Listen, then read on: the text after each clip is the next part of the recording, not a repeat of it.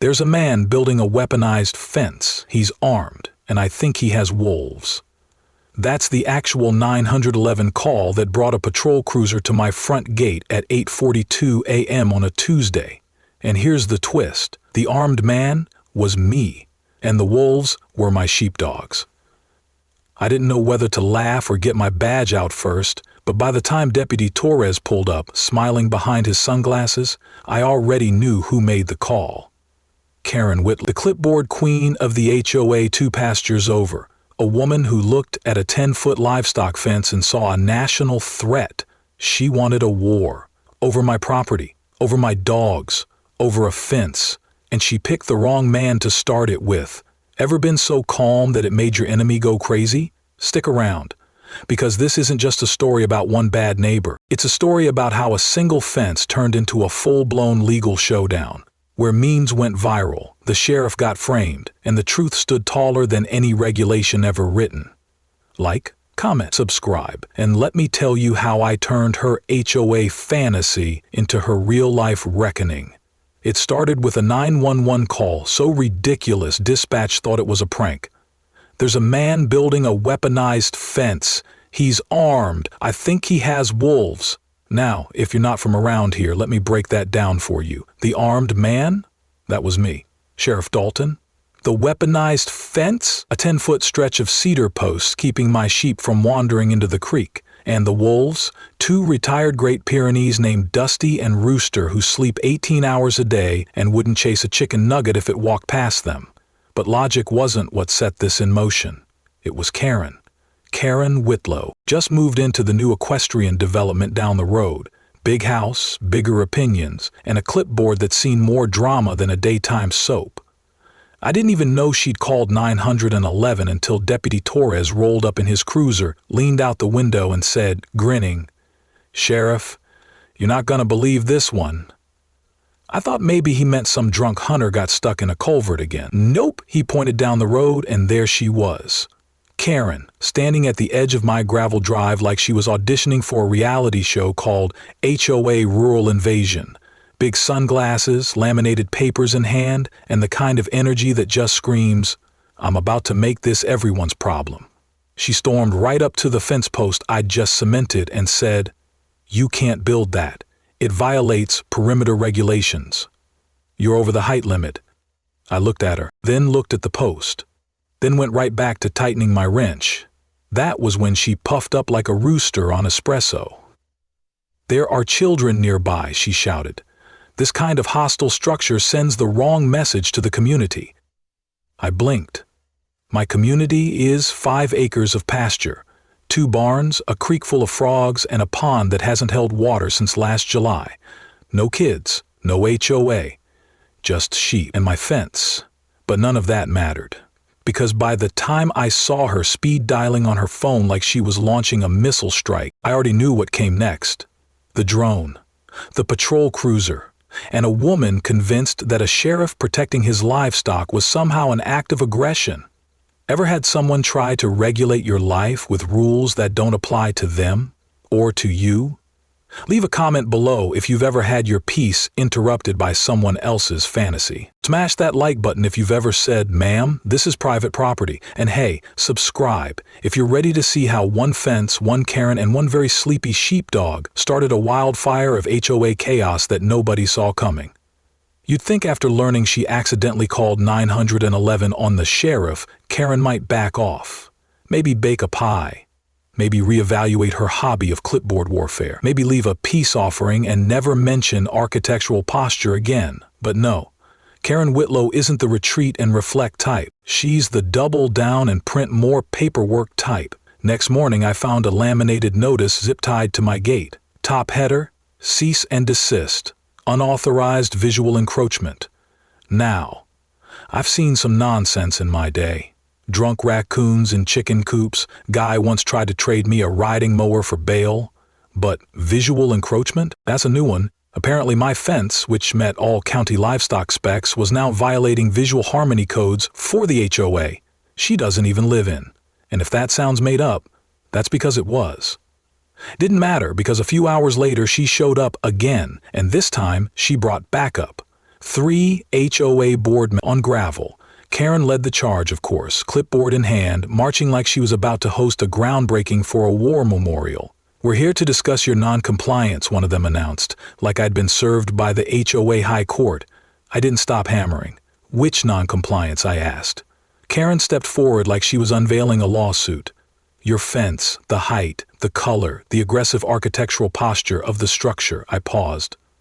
"Architectural posture?" I said, turning toward her. "You mean upright?" She nodded, dead serious.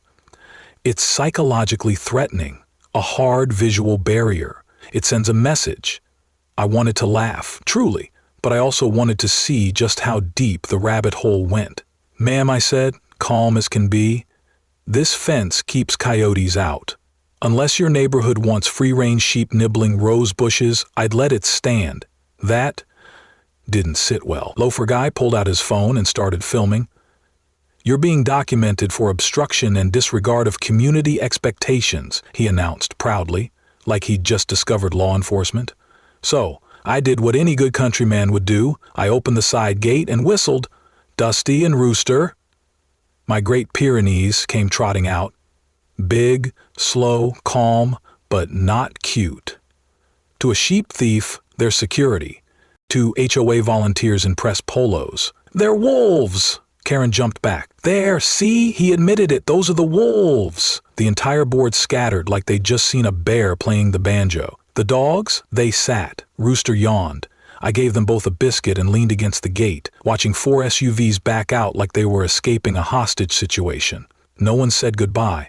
Ever dealt with someone who created a problem just to feel important fixing it? Drop a comment if you've seen HOA drama go from petty to pandemonium. Hit that like button if you'd choose sheepdogs over clipboards any day, and don't forget to subscribe, because in the next part, Karen's real plan begins with fake documents, red glitter ink, and the moment she crosses from annoying to criminal. You ever get a letter so fake it makes you laugh before you even finish reading it?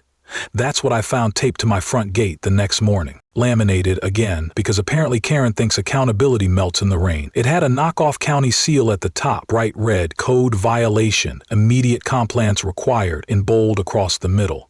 Underneath, a list of offenses that read like someone Googled things you can't build at 3 a.m. and just made up the rest. Unauthorized perimeter expansion, failure to align with neighborhood visual aesthetics, aggressive fence posture, again.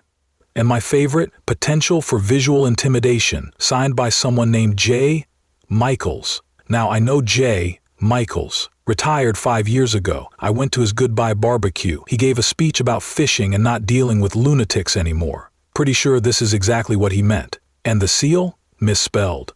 Said inspections with a K. So now we've got forged paperwork, bad spell check, and an HOA vigilante who's doubling down on delusion. But it gets better. That afternoon, I did a walk along the fence line. Just a routine check. Make sure no rails popped, no animals rubbing too hard. That's when I noticed something off. 2 of the cedar posts, ones I set in concrete the week before, had been tampered with. Not worn, not weathered, loosened. On purpose. One rail was cracked clean across, like it'd been hit with a crowbar. Not kicked, not grazed. Leveraged. I knew what this was. Someone wanted it to look like the fence was collapsing, on its own, unsafe, sloppy, just enough for a code inspector to say, "Yeah, that's gotta come down." Now, normally I'd just fix it, document it, and move on. But this wasn't just pettiness anymore. This was premeditated sabotage. So I walked back to the house, poured a mug of black coffee, and flipped on the trail cam footage from the gate. 3 cameras, wide angles, motion triggered, and at exactly 2:17 a.m., there they were. 2 figures, one tall, one smaller. The taller stayed near the road, the smaller crept up to the gate and started fiddling with the bolts. And then, clear as day, a whisper. "This one's loose. We can make it look like it's falling apart." Then the voice that made me pause the footage. "Good, get some shots for the report. If we do this right, we can force a takedown order." Karen, no question. Same cadence, same breathy smugness. I stared at the screen for a full minute. She wasn't just complaining anymore. She was staging an entire fake violation just to win a fake fight over a very real fence. I downloaded the clip, saved it to 2 drives. Then I texted Deputy Torres. "You're gonna love this. Bring popcorn." Ever dealt with someone so obsessed with control, they're willing to commit a crime just to prove a point?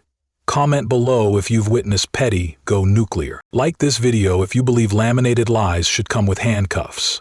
And make sure to subscribe, because in the next chapter, we're going to town hall. And this time, I'm the one pressing play. There's something sacred about a small town community meeting. The plastic chairs, the lukewarm coffee, the one guy who complains about tree trimming every month like it's a personal vendetta. But this time was different. Word had spread. People showed up early. Folks who hadn't cared about fence height in a decade were suddenly front row, popcorn and purse level invested. Karen was already there when I walked in. Front row, clipboard out, hair sprayed into next week. She sat like a politician waiting to receive a humanitarian award for best use of laminate in a vendetta. Next to her, a duffel bag full of printouts, likely detailing every time my fence offended her personal feng shui. I waited. I let the HOA president finish his bit about drainage maintenance and potholes. Then I raised my hand. "If I could have a moment," I said, "I've got something I'd like to share." Karen straightened up, probably assuming I was about to confess beige forgiveness or volunteer to repaint the fence beige. I walked up to the projector, pulled out a USB drive, plugged it in, and pressed play. The lights dimmed slightly, the screen flickered to life. First frame, 2 figures on my property line, late at night. Second, one of them kneeling at the fence post. Then, the audio, "This one's loose. We can make it look like it's falling apart." "Good. Get some shots for the report. If we do this right, we can force a takedown order." Karen's voice echoed off the walls like a slap in a quiet church. And then, silence. Real, delicious, everybody's breath-caught silence. You could have heard a marshmallow hit a rug. Karen froze. Her hand reached slowly for her bag like she could physically rewind time and delete herself from the footage. She stood up. "That could be anyone," she tried. "It's blurry. That's not proof." Someone in the back muttered, "It's your voice, Karen." And then it started. That low ripple of chuckles that spreads through a room like a sneeze in church. Unstoppable. Unforgiving. I let the clip finish, then calmly turned to the board. This footage was time-stamped, camera-verified, and cross-checked against the fake violation notice that was left on my property that same morning. Same language, same intent. Karen tried again. "This is slander. It's illegal to record people." I nodded. "Not when it's on private property, especially when those people are trespassing and tampering with livestock infrastructure." Deputy Torres stepped forward from the back of the room, badge shining, arms crossed like he'd been waiting for the cue all night. "We've opened a formal investigation," he said, loud enough for the entire room. "Criminal trespass, falsifying reports, tampering with agricultural structures, possibly impersonating a code officer." Karen sat down slowly, face pale, blinking like she was buffering in real time. She didn't argue, didn't flip her clipboard, didn't even blink when the HOA president turned to her and asked, "Karen, did you really go onto his land?" She didn't answer, but she didn't have to, because the room phones were out. People were already texting, and I had a feeling that by the time I got home, the phrase "force a takedown order" was going to be a meme in every neighborhood group chat in the Tri-County area. Ever witnessed a lie collapse in front of a live audience? Comment below with your favorite caught red hand moment. Hit that like button if you believe fences don't lie, but clipboards do. And be sure to subscribe, because this story isn't over. Karen might be cornered, but she's not done yet. And her next mistake, she's about to take it statewide. They say small towns don't keep secrets. I'll do you one better. Small towns don't forget receipts. By the time I got home from the meeting that night, the video was already online. Title: Karen versus the Sheriff, Fence Wars, The Surveillance Strikes Back. Subtitles were added. People were debating if the glitter on her fake map was real or a filter. Someone even dubbed the footage with dramatic violin music. 30,000 views by sunrise.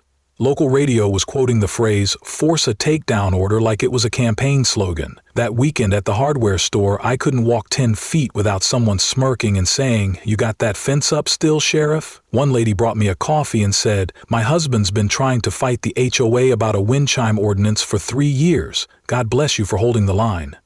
Even the high school kids started getting in on it. One kid wore a t-shirt to class that read, "Visual intimidation is not a crime." Meanwhile, Karen went silent. No flyers, no patrols, no drive-by clipboard glances. Her Range Rover stayed parked in the garage like it was hiding from the wind. But silence from people like Karen doesn't mean surrender, it means recalibration. Sure enough, 3 days later, Deputy Torres dropped by again, holding a manila envelope like it was dipped in sarcasm. "You're gonna love this one," he said, handing it over. Inside, a legal complaint. Karen had officially filed charges with the county accusing me of abuse of position, unauthorized construction, community intimidation, and, get this, weaponizing law enforcement. I laughed so hard I nearly spilled my coffee. "She's trying to turn my own badge against me." I said, Torres nodded. "That's the play. If she can't beat your fence, she's going to try and tear down your title." But that's the thing about truth. It travels faster than paperwork, especially when you've already got it on tape. That week, the town's energy shifted. Neighbors who had once nodded politely were now showing up with fresh eggs, fence repair tips, and unsolicited pies. Even folks from Karen's own neighborhood started talking. A few admitted she'd filed similar complaints in her last HOA. And one man said she'd once tried to ban wind chimes for being emotionally disruptive. Torres and I began working with the county prosecutor, and wouldn't you know it, the evidence trail was clean, clear, and impossible to deny. Not only did she fabricate the code violation, she also staged the photos, trespassed, and tampered with livestock fencing, which, in case you didn't know, is a felony in this part of the state. Ever seen a bully flip the board when they start losing the game? Comment below if you've seen someone weaponize bureaucracy, like if you've ever had to sit through HOA drama with a straight face. And hit that subscribe button, because next, Karen's empire starts to crumble, one press release at a time. There's a unique kind of justice that happens when the internet finds your footage before your lawyer does. 3 days after the town hall video dropped, Karen Whitlow wasn't just locally infamous, she was digitally doomed. The clip made it onto Reddit, then TikTok, then a YouTube channel called Hall of Shame, where they broke it down frame by frame like it was the Zapruder film. One frame caught Karen pointing at the gate like she was launching an invasion. Someone captioned it, "This is not aesthetic compliance." That image hit meme level 10 by dinner. My personal favorite? A still of Karen mid-screech with glitter stuck to her blazer labeled, "When your fake violation hits real consequences."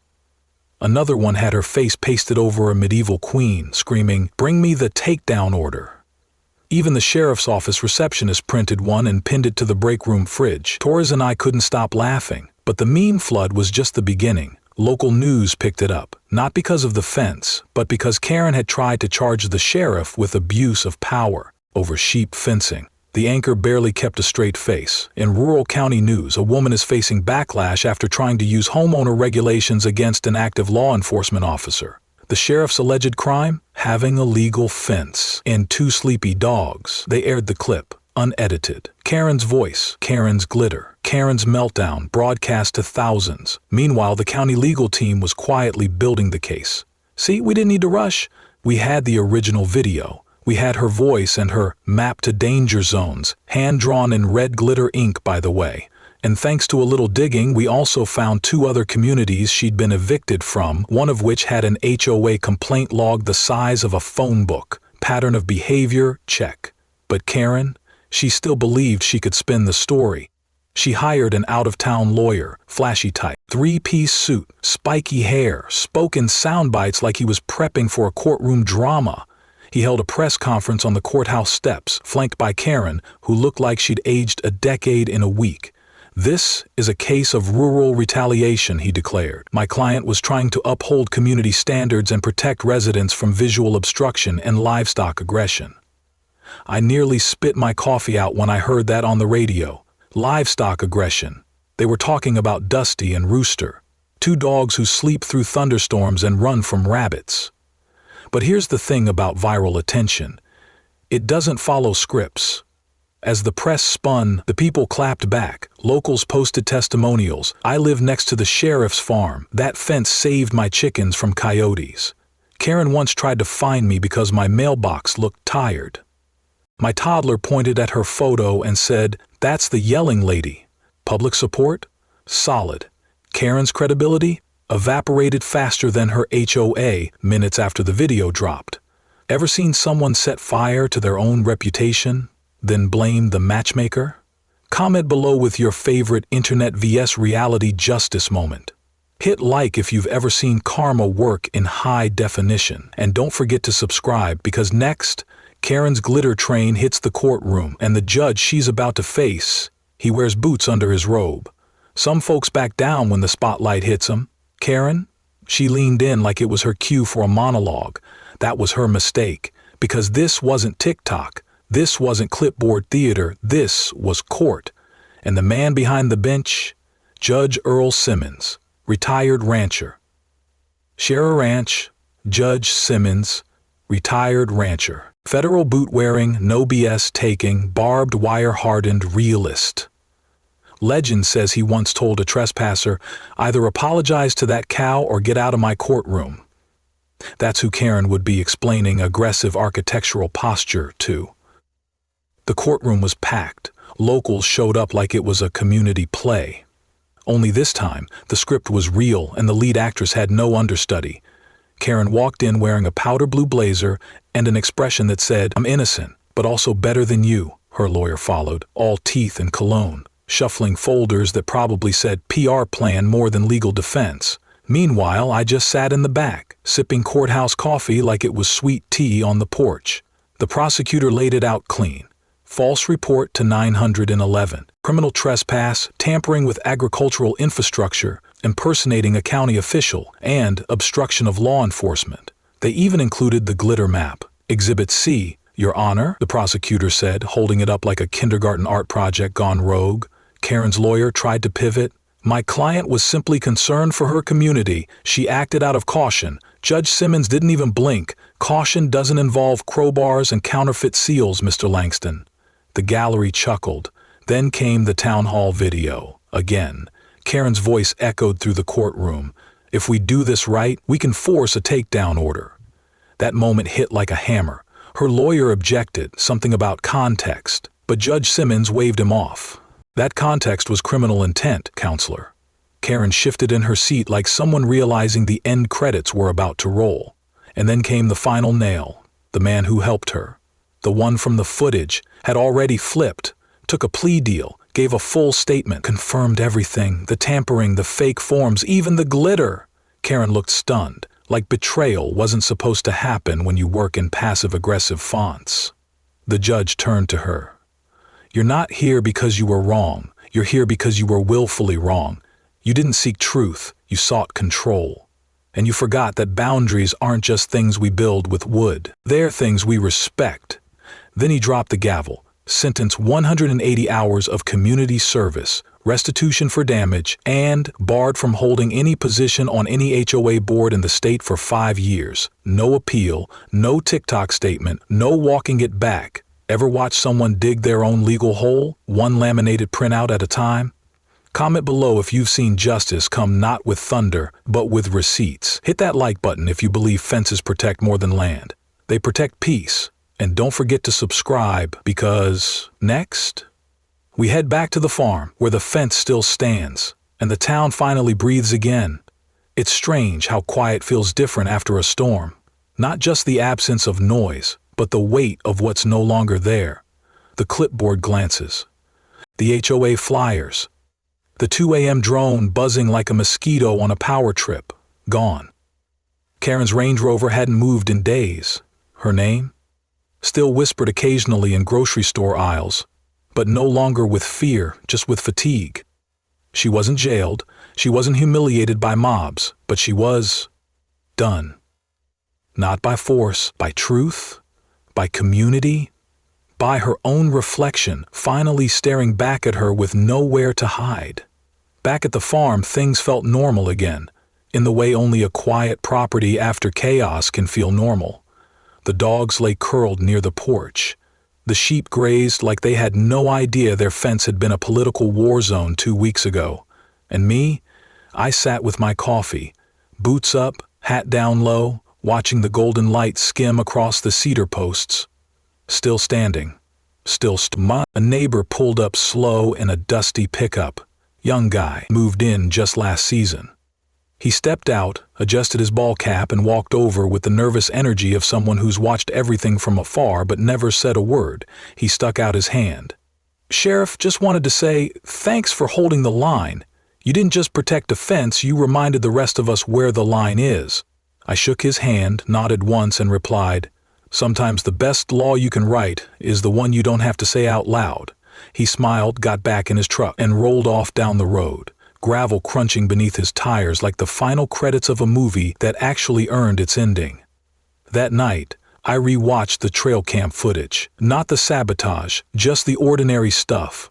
Deer passing by, the dogs chasing a rabbit, a breeze rocking the gate gently like it was humming. It made me realize something.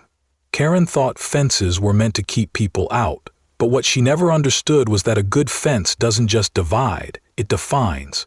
It draws the line where chaos stops and peace begins, where noise ends and character speaks, where law isn't about punishment but about presence.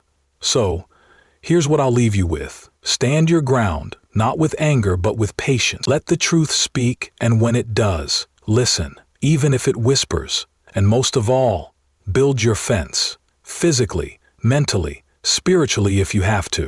Because boundaries aren't just for sheep and property, they're for dignity, and they're worth defending, even when it's inconvenient, even when it's quiet, especially when it's quiet. If this story meant something to you, drop a comment below about a time you had to draw the line. Like this video if you believe character always speaks louder than chaos. And if you're new here, hit subscribe, because there's always another story out here, somewhere between the field and the fence. And I'll be here to tell it. Sheriff Dalton over and out.